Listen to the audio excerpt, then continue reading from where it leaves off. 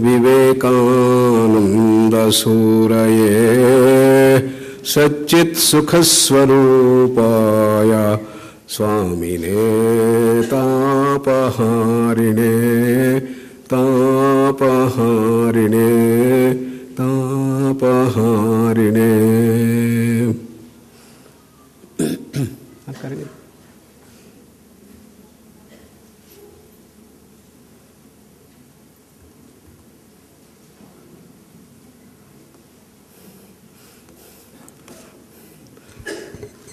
मेरे आत्मीय भाइयों बहनों,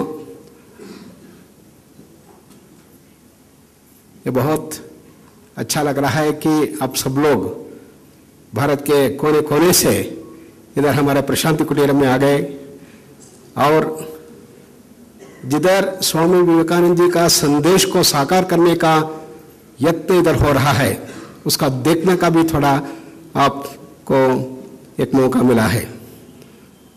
I welcome all of you to this university based on the teachings of Swami Vivekananda, to make it the greatest country of the world. At the time of freedom movement, the whole country was synergized. We had one single object, that we should get freedom. But now, having got the freedom, आज़ादी मिलने के बाद अभी आगे जाना है। When I went to United States, before that I was thinking, what is this foolishness the NASA is doing? To bring one or few stones from moon, they are spending billions and billions of dollars. What a foolishness, I was thinking. But when I went there and then worked there, then I understood that it is not just bringing a stone from moon, but it provided a focus for the whole country. And it synergized all research, brought tremendous progress in science and technology, and made the United States a superpower. Similarly, now India needs a focus. Azadi says Swatantra ke war, from independence to real freedom. Freedom by overcoming the slavery of the mindset. That's where we stand. So Swami Vivekananda said, to make this possible, it's only through education that it can happen. How did we lose our innate confidence? The Macaulay's education system completely washed our brains and said whatever comes from the West is the best. All that we have is useless and no use. That's what we had to bring it back, the original thing. But today when you look at the education system, what is happening? Whether it is the best of the IITs in the country or Indian Institute of Science, where do they stand in the world scenario? They do not stand in the first 10th, but it is in the bracket of 100 to 200. Why? Because we are just aping the West. The entire Western model is only the thing that we are teaching here. Recently, Dr. Vijay Bhatkar was here in our convocation. He said that why should people come here to learn science and technology?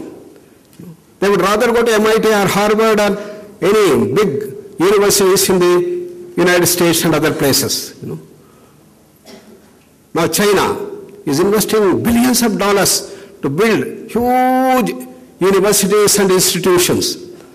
He was telling that in a small department of chemistry, there are about 50 full-time professors and a huge setup chemistry. And more than $2 billion have been spent. That's what is happening in our neighborhood. Can we match this? We cannot do. Then how can we bring the education institution to the highest level? We should have our own originality. That's what is it. So, in all fronts, essentially when we look at our education system, we are just copying the West. So what is the direction that Swami Vivekananda has given us? He said that we have to combine the best of the East with the best of the West, he said. We have such tremendous wisdom base that we have. That has to be brought forth by the modern scientific research. Let us not belittle the Western thing. No, it's fine. It has achieved great things. Scientific research has made and such great strides. Scientific research to be used to unravel the mysteries hidden in our Shastras, to build Indian model in all fields. And that is what we are trying to do in this university based on the teachings of Swami Vivekananda here. Swami Vivekananda Yoga Anusandhan Samsthan, उसको बताया अनुसंधान के ऊपर ध्यान है संपूर्ण रूप से. The world over, SVS University is known for yoga research contributions. Research is the key essence of that. We have published nearly 172 research papers published in peer-reviewed index journals, conference proceedings, MSc presentations, all this research in the field of yoga. That is the wisdom base that we have. So, Indian model has to first take science beyond its present status. What is the present status of modern science? Essentially, it is matter-based paradigm. Over 400 years, science has progressed to come to this present level of understanding that we understand almost everything about the world. But time has come, we have to go beyond. Unless we go beyond, we cannot meet the challenges of our era of science and technology. We have had many technological breakthroughs, putting man in the moon, the whole process. We have the air travel, television, and the computers in that age. And these achievements in the modern science completely changed our lifestyle. Along with that, we also had many challenges. The challenges of pollution and the challenge of stress. At one time, when I was there, 1970s, everywhere the talk of the town was pollution. The air was polluted. You want a fresh air in a place like Los Angeles, you have to go 150 miles away. That was the condition. Water was polluted. Marine creatures have started dying in big way. And the noise pollution and depletion of the forestry. Alarm signal was rung. We cannot continue like this, then we cannot live in this society. And all universities started working on this pollution research.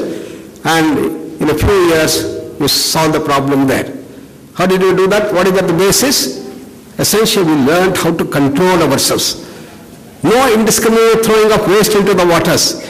If we are going to allow the smoke, it had to be completely controlled. ppm levels have to be controlled. All these things are brought forth, and strict adherence to this thing completely solve the problem.